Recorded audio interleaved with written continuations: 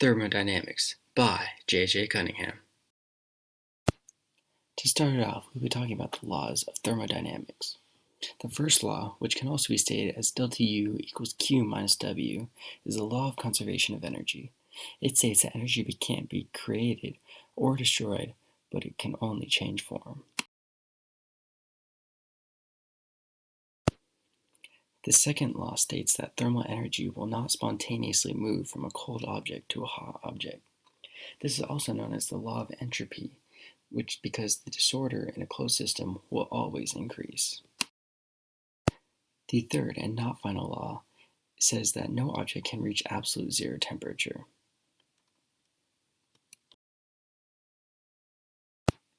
The zeroth and final law says that two objects are in thermal equilibrium when they are both in thermal equilibrium with a third object. An example of this is a thermometer.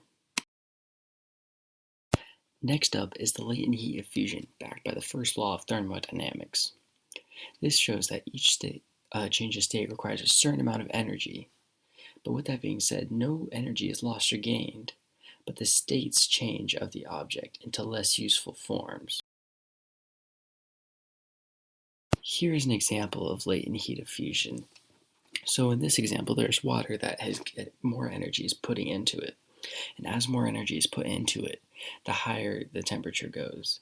And when the state changes, the temperature remains the same, and as the states keep changing, it goes to less and less useful.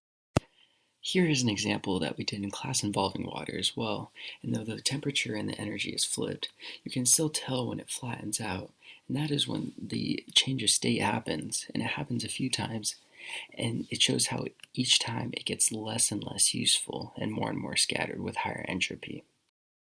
Next we will talk about enthalpy, which is the heat released or absorbed to lower or raise the potential energy of a chemical system. Essentially, it's the total heat content change of a system. It's often written as delta H, but is measured in joules per mole. In reactions, to understand the enthalpy, the bonds breaking, forming, you can measure the heat released / absorbed. Also, we'll talk about thermal equilibrium, which is a state in which two or more objects reach the same temperature and no more heat flows between them. It's supported by the first and zeroth laws of thermodynamics because heat is never lost, it is just transferred, and it can happen to more than two objects, just like a thermometer. When objects reach equilibrium, one gives energy and one takes energy. Negative Q is the one giving energy, and positive Q is the one taking energy. Another equation to represent this situation is Q equals mc delta T. M equals mass, C equals heat capacity, delta T equals change in temperature, and Q equals the amount of heat transferred. How can we find out if a reaction will react spontaneously? This is where the Gibbs free energy formula comes in. Delta G equals delta H minus T delta S. If G is greater than 0, it is not spontaneous. If G is greater than, or less than 0, it is spontaneous. And if G equals 0, it is at chemical equilibrium. Another way to find out if a reaction will happen is this graph.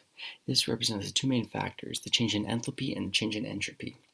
If they're both positive, it'll be a high temperature. If it's both negative, it'll be low temperature.